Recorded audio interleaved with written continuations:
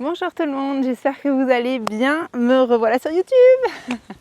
Ça fait longtemps, il s'est passé pas mal de choses, surtout il ne s'est pas passé les choses que j'espérais cette saison, donc depuis juin, juillet au potager. On s'est pris 3 vagues de chaleur dans la tronche, c'était un peu la galère, il n'y a rien qui poussait, bref. Donc j'ai fait une petite pause YouTube, j'espère que vous m'en voulez pas et que vous serez au rendez-vous pour cette nouvelle vidéo, parce que tout simplement j'avais pas le moral à vous partager des choses, et puis voilà, ce sont des choses qui arrivent. Donc de toute façon avec les canicules, j'avais pas grand chose à vous partager parce que c'était un peu catastrophique le jardin. D'ailleurs je vous montrerai, je vous ferai un garden tour, n'est-ce pas, dans une autre vidéo, mais là aujourd'hui on va parler de la serre, puisque je vous en ai encore jamais parlé et je ne vous ai même jamais montré l'intérieur. Donc c'est parti, c'est aujourd'hui. Donc la serre, elle est arrivée très en retard. Je l'ai commandée en début d'année, elle aurait dû arriver fin mai, donc parfait pour accueillir les semis. Elle est arrivée, figurez-vous, début juillet. Donc le temps de la réceptionner, de la monter, de mettre la terre, de faire mes sols et tout, bref, ça a été un petit peu long. À savoir que moi de base, juste ici où elle est implantée, c'est une zone de remblai. Donc comme tout mon jardin, d'ailleurs c'est pour ça que je cultive en bac potager, je vous l'avais déjà expliqué par le passé. Et donc c'est de la terre pas de très bonne qualité et surtout énormément de cailloux. Donc ce qu'on a dû faire, c'est que j'ai fait faire des fondations par une entreprise spécialisée qui est venue en fait faire tout un coffrage et couler des fondations sur le pourtour de la serre. Et nous, on a décaissé toute la zone intérieure, on a enlevé toute la terre avec une pelleteuse qu'on a mis plus loin, étalée dans un champ, et on a ramené de la terre végétale, de la terre végétale. Non, disons qu'on avait un tas de terre qui traînait dans un coin, on a ramené cette terre ici et à moi maintenant de me charger d'en faire quelque chose de vivant et de nutritif et voilà, qui va fonctionner pour nourrir mes plants. Je pense que je m'en suis pas mal sortie parce que vous allez voir, c'est plutôt luxuriant là-dedans. Voilà. Donc ça c'est pour le contexte. Deuxième chose que vous devez savoir, donc cette serre est arrivée très tard, donc début juillet dans la saison. Évidemment tous mes plants de tomates étaient déjà en terre, les aubergines, tout ça, voilà, j'avais déjà mis dans mes bacs potagers donc à l'extérieur. Et donc ce ne sont pas des plants que j'ai fait moi-même qui sont à l'intérieur de la serre, ce sont des plants que j'ai achetés en jardinerie et j'ai privilégié des plants F1. D'ailleurs, donc pour ceux qui ne savent pas, les plants F1, ce sont des plants ce sont des graines qui ont été sélectionnées, qui sont non reproductibles. Donc c'est clairement pas quelque chose que je conseille. Moi, je suis pas trop pour les plants F1. J'essaye d'avoir un maximum dans mon potager de légumes dont je peux récupérer les graines pour reproduire d'une année sur l'autre. N'empêche que les plants F1 ont la particularité d'être beaucoup plus robustes et résistants. Et comme là, la saison était bien avancée, on était donc début juillet, j'ai acheté essentiellement des plants de tomates F1, donc je sais que je ne vais pas pouvoir récupérer les graines pour la saison prochaine. Néanmoins, j'avais des chances de réussite beaucoup plus élevées. J'ai aussi pris des plants greffés d'ailleurs. J'avais des chances de réussite beaucoup plus élevées en prenant ce type de plants. Donc j'ai dérogé un petit peu à la règle et j'ai acheté des plants F1. Voilà, petit disclaimer, je tenais à être tout à fait transparente avec vous. Donc ça a des avantages, ça a des inconvénients. L'inconvénient principal, c'est que ce n'est pas reproductible, donc ça ne sert à rien. Vous pouvez récolter les graines d'un plant F1, je pourrais récolter les graines de mes tomates que je vais vous montrer juste là, mais très mince chance que ça me fasse des tomates, des plants de l'année prochaine, ça ne marchera pas. Par contre, gros avantage, c'est des plants qui se développent en général plus vite, qui sont plus résistants aux maladies, aux ravageurs, et parfois je sais qu'il existe même des plants qui sont plus résistants à la sécheresse. Alors c'est pas le cas de ceux que j'ai achetés, mais voilà, vous comprenez le principe, mais ce ne sont pas des graines naturelles, ce sont des graines qui ont été manipulées par l'homme. Voilà, ce petit disclaimer étant dit, je crois qu'il est l'heure de visiter. Je vais vous montrer comment j'ai aménagé tout ça, les différentes zones, les plans où on en est. Je vous préviens, c'est complètement la jungle. Moi, j'adore. Alors voilà, l'entrée, c'est une double porte. On rentre par le petit côté de la serre, puisque le grand côté ici est en fait plein sud. Et moi, ce que j'ai fait, j'ai mis donc la serre à ce niveau-là, parce que vous voyez, j'ai une haie de grands saules en fait, qui a poussé spontanément au fur et à mesure des années. Ils n'ont pas été plantés. Et ce qui permet, avantage en canicule, ce qui me permet d'avoir une serre à l'ombre. Vous voyez là, il est 12h30, je pense, quelque chose comme ça. Et ma serre est encore partiellement à l'ombre. Et elle va se découvrir tout l'après-midi. Je crois vers 13-14 heures, elle sera entièrement au soleil. Mais ça permet au moins que la température ne soit pas trop élevée, puisqu'il y a toute une partie de la journée qui reste à l'ombre. Alors, je suis maintenant à l'intérieur de la serre. Donc, première chose, j'ai mis une genre de voile d'ombrage qui est en fait un drap posé avec du scotch. Mais c'est temporaire. Je n'ai pas acheté les voiles d'ombrage qui étaient vendus avec la serre parce que le prix était exorbitant. Et puis je sais coudre et je sais bricoler, donc je vais me les faire moi-même, c'est pas le sujet. Mais là, comme c'était la canicule, j'ai trouvé Système D, c'est un drap, du scotch et ça me permet d'avoir toute une zone d'ombre sur l'entrée. J'ai une zone ici établie, alors que est une récup d'une desserte Ikea qu'on a depuis des années et dans lequel je range tout mon petit bazar. Et Mathieu m'a mis aussi tous mes outils les plus utilisés fréquemment sur le mur. Et après, donc au sol, j'ai fait un petit chemin central en calibotis. Pareil, c'était des calibotis. Moi, j'ai toujours dit calibotis, mais j'ai appris qu'on disait calibotis. Donc des calibotis de récup, voilà, qui me permettent de marcher sans trop écraser. Bon, ça écrase un peu le sol, mais voilà, c'est comme ça. Et bienvenue à l'intérieur. Essentiellement, on a des plants de tomates, on a un grand pied de melon qui est parti dans tous les sens parce que je crois qu'il se plaît bien ici dans la serre. Au fond, on va avoir des concombres qui commencent à beaucoup donner. Et de ce côté-là, on a à nouveau des plants de tomates. On a un plant de poivron juste ici, pareil que j'ai acheté en jardinerie, donc il n'a pas encore donné de poivron. Et un piment que j'ai depuis 3 ou 4 ans déjà et qui est toujours là et qui me fait toujours des piments. Bon, je vais prendre la caméra à la main pour la suite de la visite, je pense que ce sera plus simple pour moi. Donc déjà, première chose que vous pouvez voir, attendez, je vous retourne.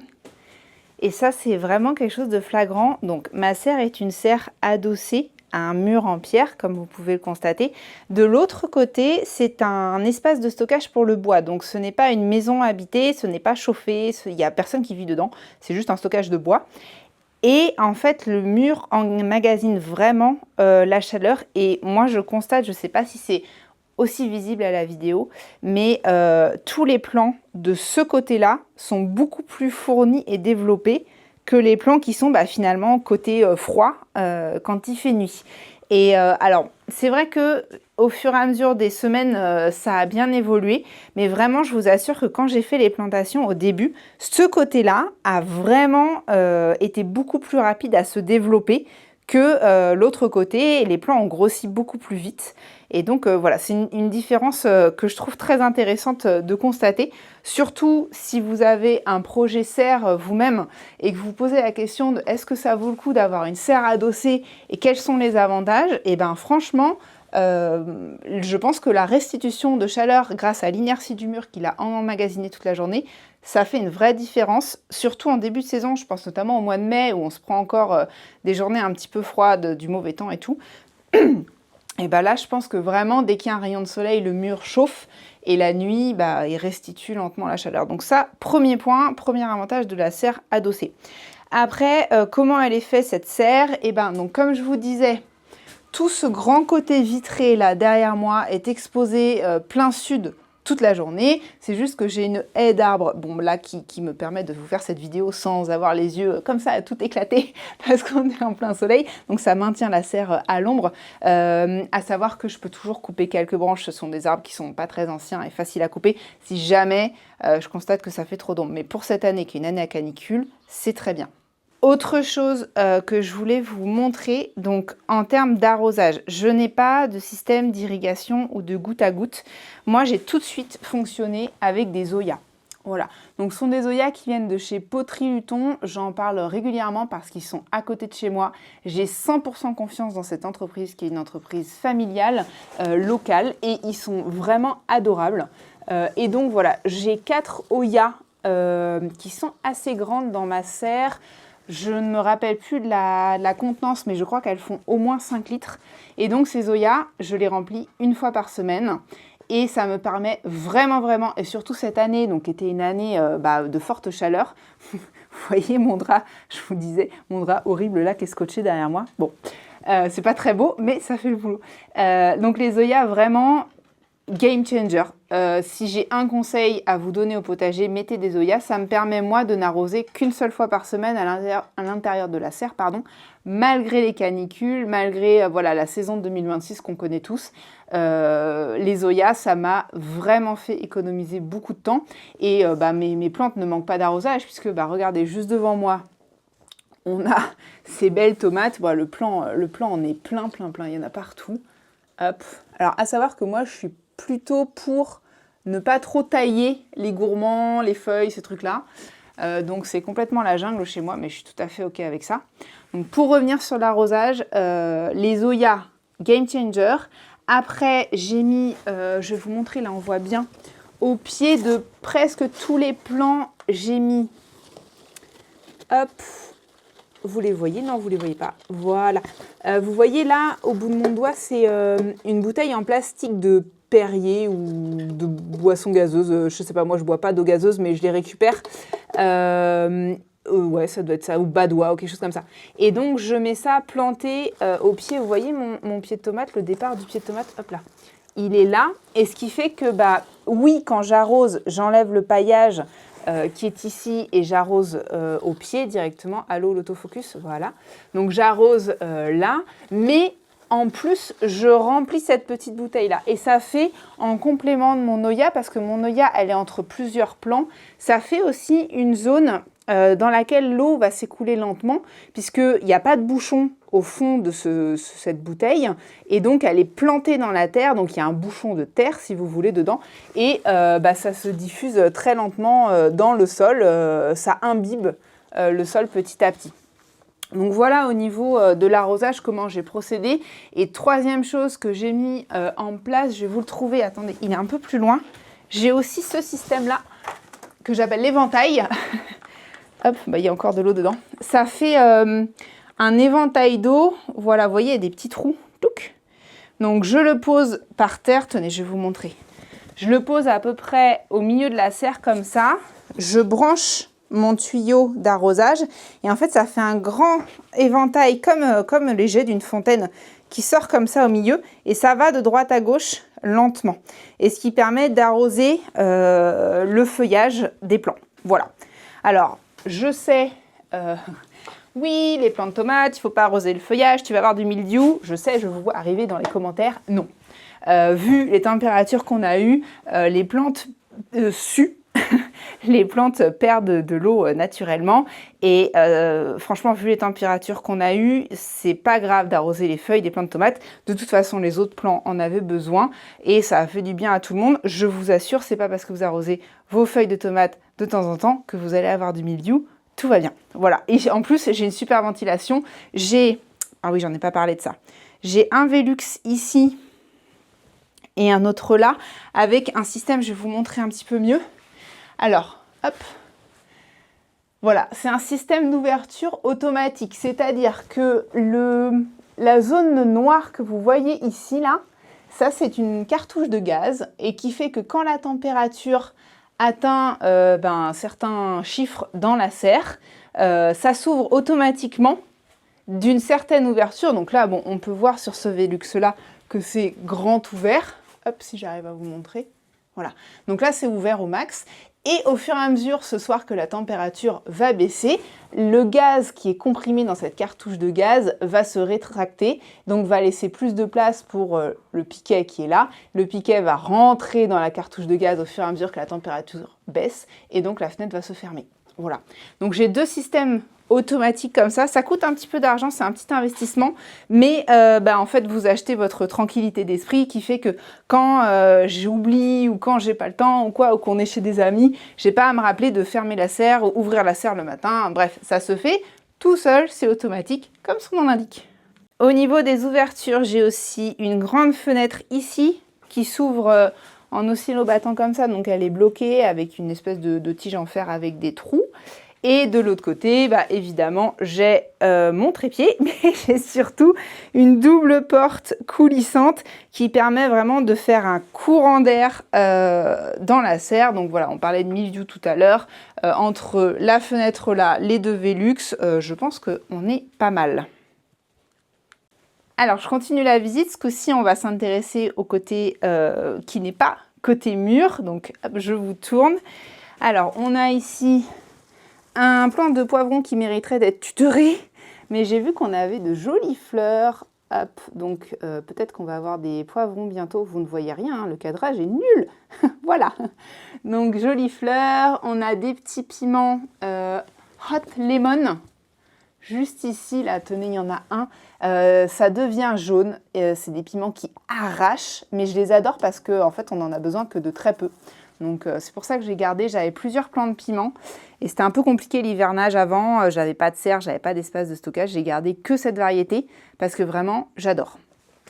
Ensuite, donc on a un pied de tomate, ah oui alors ça c'est marrant, je sais pas si vous vous souvenez sur Instagram, c'est pour ceux qui me suivent là-bas, j'avais fait une expérience comme, du coup ma serre est arrivée très tard dans la saison, j'ai pris des gourmands et des branches de mes... Alors, pas la branche principale, hein, de mes pieds de tomates qui étaient déjà en terre à l'extérieur. J'ai pris des branches secondaires que j'avais coupées et que j'avais mis dans de l'eau. J'ai mis dans de l'eau à peu près 3-4 semaines. Ça avait fait vraiment de grosses racines.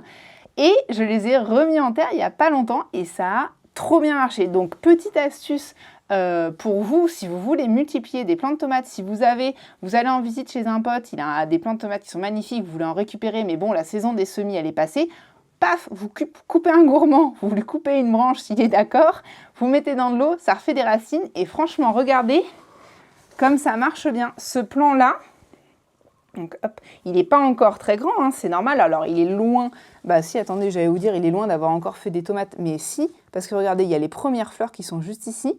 Ce plant, c'est typiquement une branche secondaire, je pense, que j'avais mis dans de l'eau à raciner. Je l'ai planté. Alors oui, si on regarde avec les plants que j'ai achetés tout fait dans le commerce qui n'ont pas eu besoin d'un temps de racinage, donc celui-là par exemple, oui, il est plus petit. Mais n'empêche que ça va me permettre de prolonger la saison et d'avoir des tomates un peu plus tard. Donc voilà, petite astuce. On a du basilic, ici donc c'est du basilic mammouth, je crois qu'il fait de très grosses feuilles. Alors, j'ai eu d'énormes feuilles avec ce basilic là, mais là vous n'en voyez pas, tout simplement parce que je viens de le déplacer. Donc je pense qu'il est un petit peu contrarié, il repart très bien, il me fait vraiment de belles feuilles, hein, je ne vais pas me plaindre. Mais c'est vrai que je l'ai déplacé en pleine saison, donc voilà, pour les grosses feuilles, parce que vraiment c'est mammouth, ouais, je crois que c'est ça la variété, mais là j'en vois pas. J'ai eu des feuilles de la taille de ma main, c'était incroyable. Donc voilà, on a un petit pied de basilic. Ensuite, un pied de tomate ici. On a toujours mes zoyas, hop, qui sont là. Donc là, pareil, vous voyez, même système, ça doit être une 5 ou 6 litres. Et ça me permet encore une fois d'espacer les zoyas, l'arrosage d'une semaine grâce à ça. D'ailleurs, petite parenthèse, Oya, puisque il y a beaucoup de personnes sur Instagram qui m'ont dit oui, tu sais que tu peux fabriquer tes zoyas toi-même, tu prends des pots en terre cuite dans le commerce, tu mets un bouchon au fond et puis la terre cuite c'est poreux et ça va marcher pareil. Eh bien non, je me suis renseignée. Donc ça ne marche pas du tout pareil, enfin ça dépend. En fait, pour faire un pot en terre cuite type le pot là que, hop regardez, type ce pot là dans lequel il y a mon piment, donc c'est un pot, c'est complètement un pot en terre cuite que j'ai acheté dans le commerce, qui est vendu tel quel. Donc pour fabriquer ce genre de pot, ils utilisent des moules. Donc oui, ça reste le même matériau, c'est-à-dire que par rapport à mon Oya là qui est en terre cuite, c'est exactement la même matière. Je suis entièrement d'accord avec vous. Sauf que pour fabriquer le type de pot que vous avez vu là, ils utilisent un moule parce que ça permet d'aller beaucoup plus vite en termes de production et ça permet d'avoir des pots qui sont tous uniformes, qui s'emboîtent bien les uns les autres pour le transport, c'est plus pratique et ainsi de suite. Et donc, si vous voulez, la terre cuite, elle n'est pas cuite au début, mais la terre est injectée à haute pression dans le moule, ça rentre à toute vitesse dans le moule, paf, ça prend sa forme, le moule est enlevé et vous avez votre pot. Sauf que, par rapport à une Oya comme celle-là qui est faite à la main, Le fait d'avoir injecté de la terre à haute vitesse, à haute pression dans le moule pour fabriquer les pots de manière standardisée, la terre a un risque d'être extrêmement compacte et du coup beaucoup moins poreuse. Voilà, donc ce qui fait que vous pensez bien faire en utilisant un pot du commerce et faire des économies parce qu'effectivement, oui, c'est beaucoup moins cher les Oya, ça coûte assez cher, c'est quand même un certain budget, mais étant donné que c'est fait de manière industrielle et que c'est pas fait à la main comme par exemple ce que peut faire Poterie Luton. Je vous parle de Luton parce que, encore une fois, voilà, c'est local. Pour moi, ça fait sens de parler d'une entreprise familiale et locale et de les mettre en avant. Surtout qu'encore une fois, ils sont vraiment hyper sympas. Contrairement donc, à ces pièces-là qui vont être faites à la main, donc il va y avoir des petites irrégularités, elles vont pas avoir toute la même forme et ainsi de suite. Mais là, vous êtes sûr, quand c'est fait à la main, que la densité et la porosité de la terre va vous permettre de vous en servir comme des Oya. Ok ? Donc je voulais faire ce petit point là-dessus parce que j'ai beaucoup de gens sur Instagram qui me disent oui, on peut. Oui, vous pouvez. Oui, selon les pots que vous allez acheter, selon la chaîne de fabrication, peut-être que la terre ne va pas être envoyée à si haute pression que ça dans le moule et donc ça va fonctionner. Je ne dis pas le contraire, ça peut fonctionner avec des pots du commerce, c'est tout à fait possible. Mais c'est aussi possible que ça ne marche pas et que vous ayez l'impression d'avoir fabriqué une Oya et qu'au final, votre arrosage il soit raté. Voilà, donc je referme la parenthèse sur les Oya, mais ça me paraissait super important. Et puis encore une fois, moi ça a été la révélation cette année. J'avais jamais mis d'Oya auparavant, j'en entendais beaucoup parler sur les réseaux, j'en avais jamais testé moi-même, mais vraiment je me demande pourquoi j'ai pas fait ça plus tôt. Donc voilà, si vous voulez investir, bah, arrêtez d'attendre, faites-le, ça vaut le coup. On continue le petit tour. Donc là on avait, hop là, un pied de tomate, un deuxième, il y en a deux côte à côte. Donc ce sont mes fameux pieds de tomate F1, d'accord. À droite là-bas, vous avez mon gourmand que je vous ai montré. Et là, nous avons une jungle de pieds de melon. Je pense que ce n'est pas du concombre qui est là.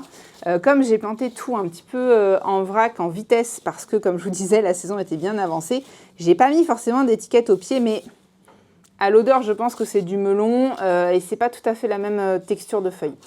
Donc vous voyez, j'ai fait, je vais me jeter un peu des fleurs, mais je suis très contente de cette association de melons qui du coup en fait me fait un couvert végétal, tapisse le sol, en plus de mon paillage me permet de maintenir l'humidité par rapport aux pieds de tomates qui eux poussent plutôt en hauteur. Je trouve que c'est une excellente association et évidemment il en va de même pour les concombres qui sont donc juste là-bas. Même topo, hein, pareil que les melons, ça court sur le sol et je trouve que c'est vraiment bien en association avec des pieds de tomates qui sont en hauteur. Voilà, donc là on a un autre pied de tomate et un dernier ici. Voilà. Et là, comment vous dire, c'est la jungle, donc je cherche un petit peu tous les jours si j'ai pas des concombres à récolter. Alors regardez, là il y en a des petits, vous les voyez? Il y en a des petits là qui devraient arriver. Bon, ils sont trop petits là, bien sûr, hein, on va pas les récolter maintenant. Mais donc tous les jours, c'est marrant, c'est un peu la chasse au trésor. Tenez, il y en a un autre ici, c'est la folie, hein, les concombres cette année. Personnellement, j'en ai partout, tous les jours. Tous les jours, regardez tout ce qu'il y a, c'est dingue. Tous les jours, je récolte un ou deux concombres. J'ai appelé ça le concombre du jour. C'est devenu un running gag avec mes amis. Mais donc voilà. Et j'ai encore, alors comme j'ai acheté 4 Oya, d'accord, mais j'avais pas assez d'Oya pour en mettre vraiment partout. Donc là, j'ai à nouveau mon système de bouteilles. D'ailleurs, il y a un concombre qui est en train de pousser dedans, c'est n'importe quoi. Vous voyez, j'ai rempli d'eau. Et en fait, comme le fond, c'est directement la terre, l'eau s'écoule petit à petit. Là, on voit, il y en a encore dedans si je fais bouger. Voilà, l'eau s'écoule petit à petit dans la terre aussi. Et donc, s'il y a la bouteille là, ça veut dire que la racine du pied de concombre doit être pas loin parce que j'avais mis ça à peu près à côté. Ça me permet aussi de savoir où sont mes plants. Voilà, et puis enfin, alors j'ai quelques adventices qui poussent parce que c'est de la terre que j'ai ramenée d'ici, donc voilà, il y a quelques... Là, j'ai mis une petite coupelle pour les insectes parce que j'ai pas mal de petits insectes, donc je voulais qu'ils aient de l'eau aussi. Tenez, regardez un concombre là-bas, hop, vous voyez? Concombre. Tenez, quand je vous dis que j'arrête pas d'en récolter, c'est la vérité, hein, il y en a partout. Donc voilà, et là on a à nouveau mes pieds de tomates avec de belles tomates qui sont en formation. Et puis, dans la jungle des tomates, on trouve toujours mes petites Zoya, et voilà. Et puis mes petites bouteilles, mes petites Zoya. J'ai paillé entièrement mon sol. Ah oui, très important. Vu la canicule qu'on a eue et vu les températures que j'avais à l'intérieur de la serre, j'ai tout de suite immédiatement paillé le sol, aussi parce que la terre que j'ai ramenée ici, ça a été fait en vitesse début juillet, j'avais pas le temps de mettre du compost ou quoi, j'avais pas de compost sous la main en plus, donc pour essayer d'aider au maximum à préserver l'humidité et d'avoir un bon sol, et j'ai paillé tout de suite, donc j'ai acheté du foin chez les voisins qui avaient fait leur foin, et voilà, et j'en ai mis un petit peu partout. Et je vous ai gardé le meilleur pour la fin. Voilà, on est revenu à l'entrée de la serre. Et là, j'ai 2 beaux melons qui sont en train d'arriver. Donc, ils sont pas formés encore, mais quel bonheur de voir ça. En plus, ils sont sur les calibotis. Je vais y arriver, hein. Moi, je dis calibotis depuis que je suis toute petite, donc ça fait 35 ans que je dis calibotis, soyez indulgents. J'ai des calibotis donc en dessous, donc c'est parfait, ils vont pas moisir ni rien du tout, ni s'abîmer. Et je pense que je vais en avoir encore beaucoup, parce que regardez, mon plant de melon, il est en train de grimper sur le... c'est ce qui me reste comme tuteur à tomates. Tic, tic, tic, tic, il est en train de grimper, et même, il s'en va. Il a décidé qu'il fallait sortir de la serre. Voilà. Voilà, vous avez vu mon petit paradis. Quel bonheur. Voilà, c'est la fin de cette vidéo de présentation de la serre. J'espère n'avoir rien oublié. Je vous ai parlé de comment j'avais fait pour avoir rapidement un sol de qualité. Je vous ai parlé de l'arrosage, je vous ai parlé des plantations qui étaient dedans. Évidemment, j'ai pas encore de tomates. Là, on est à mi-août en extérieur dans mes bacs. J'ai commencé à récolter les tomates. Pas encore dans la serre, mais je vous ai expliqué en début de vidéo le pourquoi du comment. C'est parce que j'ai planté que mi-juillet mes plants achetés en jardinerie. Donc il a fallu du temps pour qu'ils refassent leur système racinaire, qu'ils poussent. Je pense que certains vont me faire la réflexion que je ne taille pas mes pieds de tomates, ainsi de suite. Non, c'est volontaire, c'est un parti pris de ma part. Je sais qu'on voit un peu tout sur internet, qu'il faut tailler ses gourmands, pas les tailler. Bon bref, moi ce que je fais, je vous dis ce que je fais, et ça marche très bien comme ça, hein, j'ai jamais eu de soucis. Je taille les feuilles, en fait, un petit peu comme pour les arbres, je taille les feuilles qui rentrent vers l'intérieur du plant, de manière à ce que l'air puisse circuler. Et puis c'est tout ce que je taille. Je taille pas nécessairement les gourmands, parce que j'ai remarqué que souvent les gourmands vont faire des fleurs et donc vont produire des tomates, donc ce serait dommage de les tailler. Mais voilà, je taille un petit peu comme je le sens, surtout les feuilles. Quand j'ai une branche avec une fleur de tomate qui sort, je ne taille pas la continuité de la branche, je la laisse faire. Parfois ça tombe par terre, parfois je remets des tuteurs et des ficelles pour rattacher tout ça, c'est pas grave.